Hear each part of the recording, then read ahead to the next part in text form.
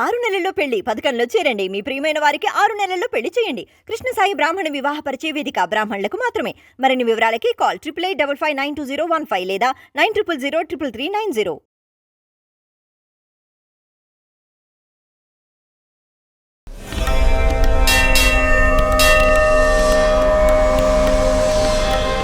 ఈహ TV ప్రేక్షకులకు నమస్కారం. 108 దివ్య దేశాల దర్శనం మనం చేసుకుంటున్నాం. ఈరోజు మనం మధురైకి వెళ్ళిపోవాలి. అయితే మధురై అన్న వెంటనే మీనాక్షి అమ్మవారి యొక్క స్వరూపం మనకి గుర్తుకొస్తుంది. మరి ఈ మీనాక్షి స్వరూపం అనే కాకుండా ఇక్కడ శ్రీ మహావిష్ణువుకి సంబంధించి ఒక అద్భుతమైన దివ్య దేశ దర్శనం కూడా మనం చేసుకోవచ్చు. దాన్ని తిరుమాలిరుంగ్ సోలై అని అంటారు. ఇక్కడ అగర్ కోయల్ అని కూడా అంటూ ఉంటారు. అంటే స్వామివారు ఇక్కడ చాలా సుందరంగా కనిపిస్తారనమాట, అతి సుందరమైన రూపంలో. కాబట్టి సుందర బాహు స్వరూపం అని కూడా అంటూ ఉంటారు.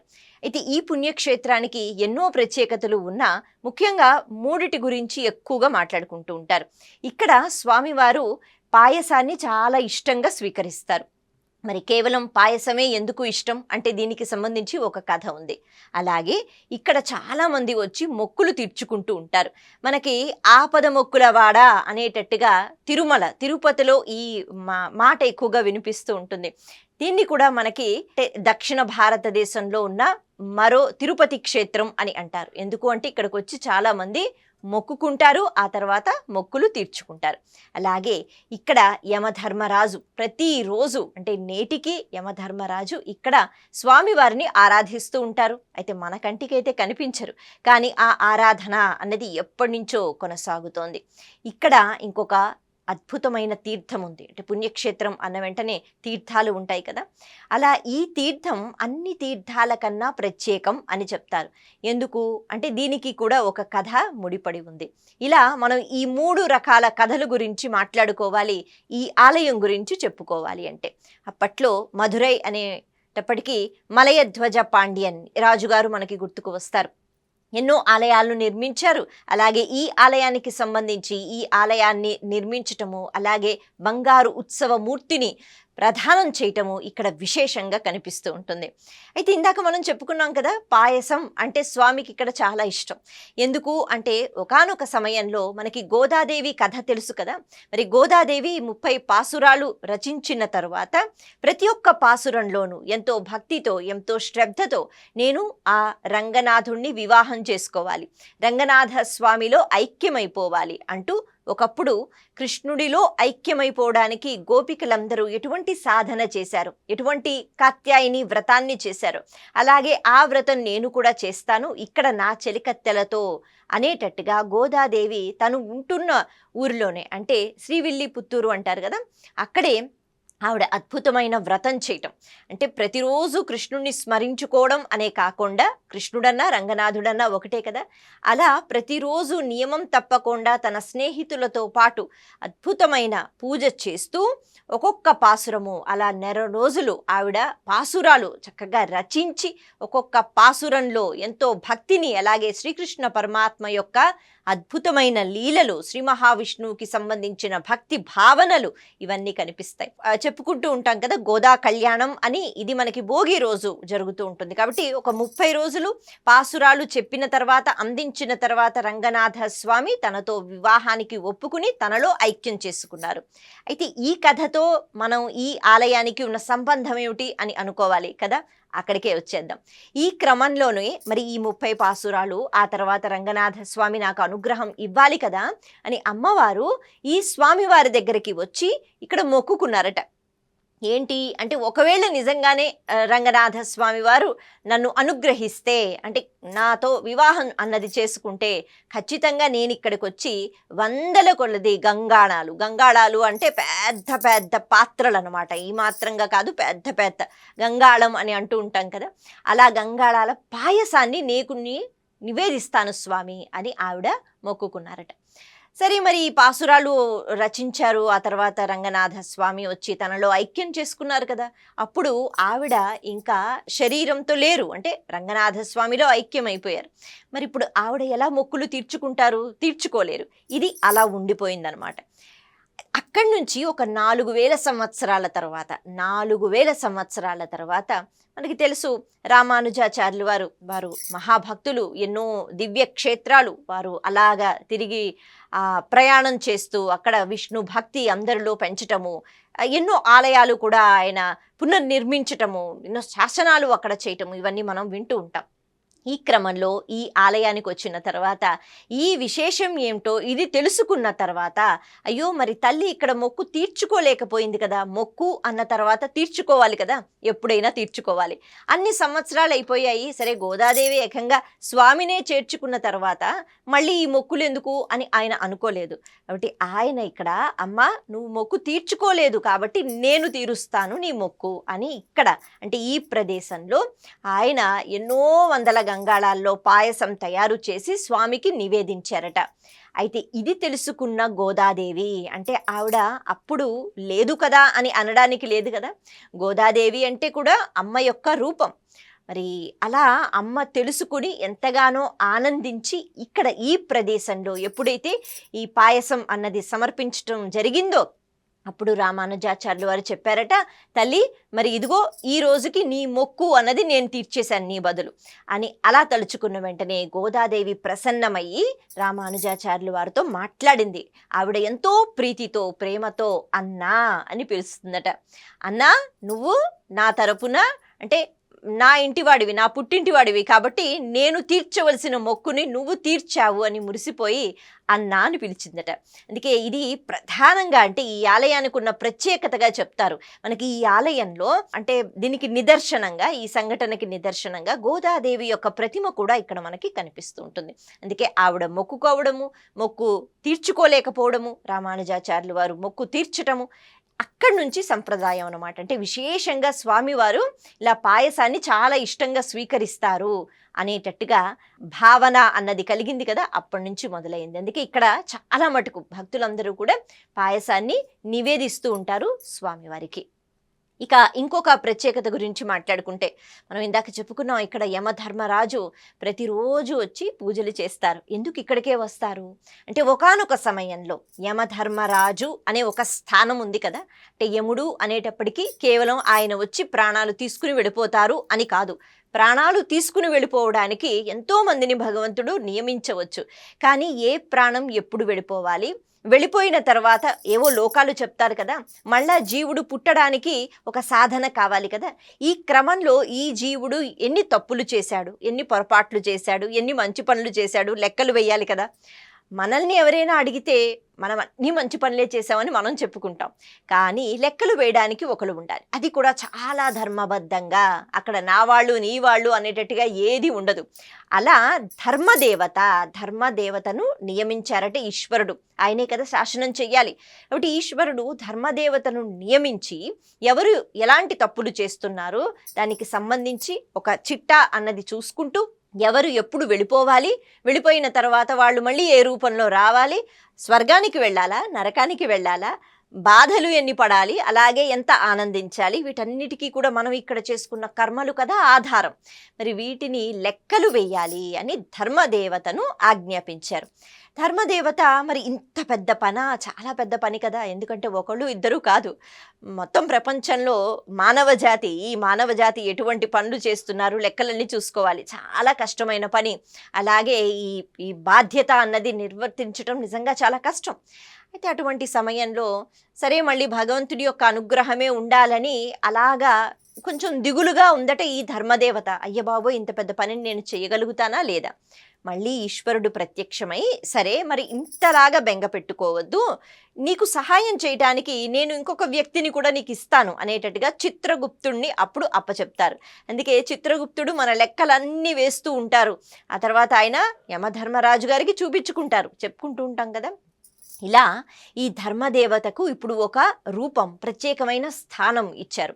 ఈశ్వరుడు అంటారు, నేను ఇవాల్టి నుంచి నీకు ఒక స్థానం ఇచ్చి నీ రూపము లేకపోతే నీ పేరు అన్నది మారుస్తున్నాను. అదేమిటి అంటే యమధర్మరాజు, నీకు సహాయం చేయడానికి చిత్రగుప్తుడు. నువ్వు నీ కార్యం ఏదైతే ఉందో దీన్ని ధర్మంతో ఎప్పుడూ నువ్వు అలాగా చేస్తూనే ఉంటావు, ఇందులో ఎటువంటి సందేహం లేదు. కాబట్టి కంగారు పడకు, నేను ఇచ్చిన ఈ పదవిని స్వీకరించి నువ్వు ధర్మబద్ధంగా దీన్ని వ్యవహరించు, ఎందుకంటే యమధర్మరాజు కన్నా ఇంకా ఎవరు యోగ్యులు కారు. ఆ రకంగా యమధర్మరాజుకి ఒక చక్కని స్థానాన్ని ఇచ్చారు ఈశ్వరుడు. అయితే ఈ స్థానం తీసుకున్న తర్వాత కూడా యముడు ఈ స్థానంలో నేను ఎప్పుడూ ధర్మాన్నే పాటించాలి అనేటట్టుగా మళ్ళీ భగవంతుడినే వేడుకుంటున్నాడు. ఈ క్రమంలో ఆయన ఎన్నో పుణ్యక్షేత్రాలను అలాగా దర్శించుకున్నారట.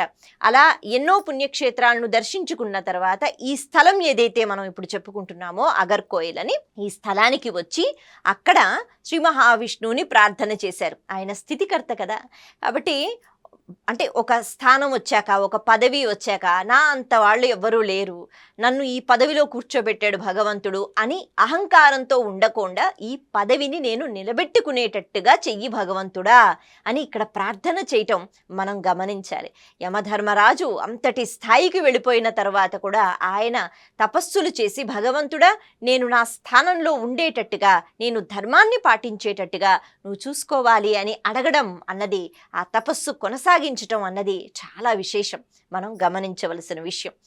అలా ఆయన తపస్సు చేస్తే శ్రీ మహావిష్ణువు కోసం ఆయన ఈ ప్రదేశంలో సుందరంగా, చాలా సుందరంగా ఆయన ప్రత్యక్షమయ్యారు. ప్రత్యక్షమైతే ఇంకేముంది, ఈ ధర్మదేవత అంటే యమధర్మరాజు ఆయన మురిసిపోయారట. బా ఎంత చక్కగా ఉంది నీ రూపం, సుందర రూపం. అయితే స్వామి మరి నన్ను అనుగ్రహించు, నేనెప్పుడు నా కర్తవ్యంలో ఎటువంటి లోటు లేకపోతే లోపం లేకుండా నేను నా బాధ్యతలు నిర్వర్తించాలి అన్న వెంటనే శ్రీ మహావిష్ణువు తథాస్తు అన్నారు.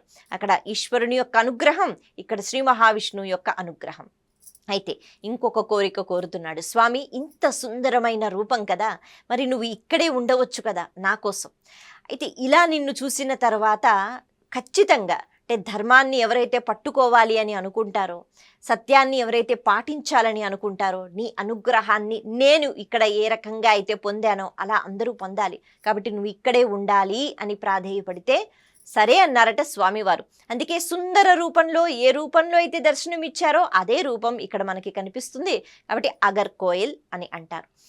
అలా స్వామివారు ఇక్కడ స్థిరపడ్డారు. మరి స్థిరపడితే యమధర్మరాజు ప్రతిరోజు ఈ ఆలయంలో అంటే ఈ ఆలయానికి వచ్చి ఇక్కడ పూజలు చేస్తారు అన్నది నేటికి నమ్మకం.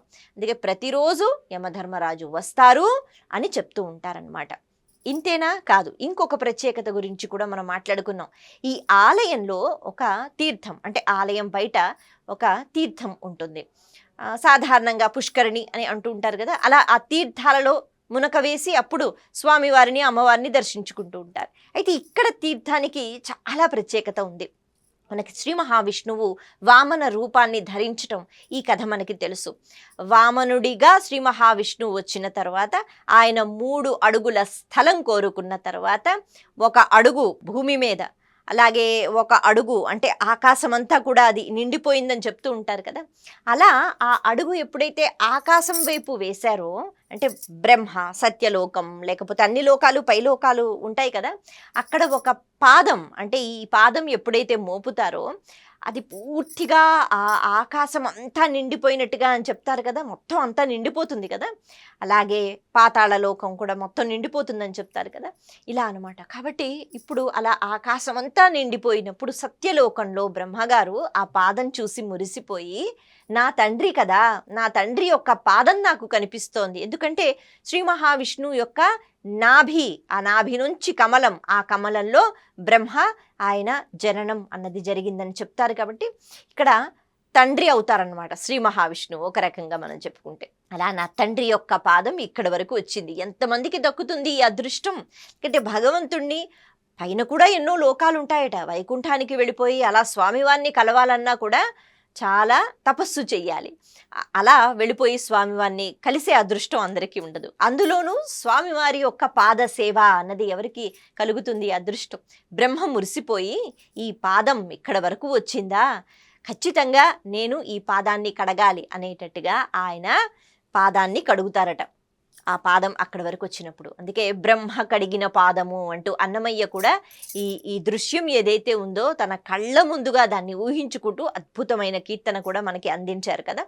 అలా పాదాలు కడుగుతున్నప్పుడు పైలోకంలో కడుగుతున్నారుగా, మరి అటువంటి సమయంలో ఆ పాదం నుంచి జారి పడిన బిందువులు అవి ఒక ప్రదేశంలో పడ్డాయి అని అంటారు. ఆ ప్రదేశమే ఇప్పుడు అంటే సిలంబారు తీర్థం అంటారు. ఈ తీర్థానికి ఆ పేరుందనమాట. కాబట్టి ఇప్పుడు మధురైలో మనం ఏ ఆలయం గురించి అయితే చెప్పుకుంటున్నామో ఈ ప్రదేశంలో ఆ బిందువులు ఇక్కడ పడ్డాయి అంటారు. అందుకే ఇది చాలా పుణ్యప్రదమైన తీర్థము. ఎందుకంటే సాక్షాత్తు శ్రీ మహావిష్ణువు యొక్క పాదములు, వాటిని కడిగిన నీళ్లు ఈ తీర్థంలో ఉన్నాయి. ఆ భావన అనమాట. కాబట్టి నేటికి ఇక్కడ చాలామంది వచ్చి ఈ తీర్థంలో మునక వేసి స్వామివారి యొక్క అనుగ్రహాన్ని పొందుతూ ఉంటారు. అలా ఇక మధురై అనేటప్పటికీ మలయధ్వజ పాండ్యన్ మహారాజు ఎప్పుడు కూడా ధర్మబద్ధంగా తన రాజ్యాన్ని పరిపాలిస్తూ ఉండేవారు. ఆ రాజుని కూడా ఇక్కడ శ్రీ మహావిష్ణువు ఆయన్ని చక్కని అనుగ్రహాన్ని ఇచ్చారు. కాబట్టి ఇక్కడ విమానమని, గోపురమని ఇలా ఈ ఆలయాన్ని అద్భుతంగా నిర్మించారు. అయితే అప్పట్లో అంటే యమధర్మరాజుకి ఎప్పుడైతే దర్శనమిస్తారో స్వామివారు, అప్పుడు నువ్వు ఇక్కడే ఉండిపో అంటే విశ్వకర్మను స్వామి పిలుస్తారట, ఇక్కడ నాకు ఒక ఆలయం కట్టు అని చెప్తారు. మొట్టమొదటిసారిగా విశ్వకర్మ నిర్మిస్తే స్వామివారు ఉన్నారు. కానీ అది ఎప్పుడో యుగంలో కదా, ఎప్పుడు మాటో. ఆ తర్వాత ఎన్నోసార్లు ఆలయం అన్నది ధ్వంసం అవటం, లేకపోతే అది మారుమూలన పడిపోవటం, మళ్ళీ ఆలయాన్ని కట్టించడం, ఇవన్నీ మనం వింటూ ఉంటాం. అంటే ఈ క్రమంలో మధురైకి సంబంధించిన మలయధ్వజ పాండ్యన్ ఈయన మళ్ళీ ఆలయాన్ని నిర్మించారు అని చెప్తారు. నేటికి ఆయన చేయించిన బంగారు ఉత్సవ మూర్తి ఏదైతే ఉందో ఉత్సవాల కంటే ఊరేగింపులకి కూడా ఉపయోగిస్తూ ఉంటారు. ఈ రకంగా ఇక్కడ స్వామివారిని అతి సుందరమైన రూపంలో మనం కొలుచుకోవచ్చు. అలాగే ఇక్కడ గోదాదేవి యొక్క భక్తి అన్నది మనకి కనిపిస్తుంది.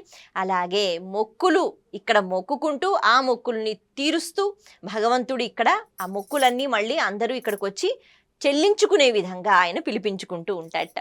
అటువంటి 108 దివ్య దేశాలలో ఒకటి అయిన పుణ్యప్రదమైన ఈ స్థలాన్ని ఈరోజు మనము దీన్ని స్మరించుకున్నాము. ఓం నమో నారాయణాయ. నమస్తే.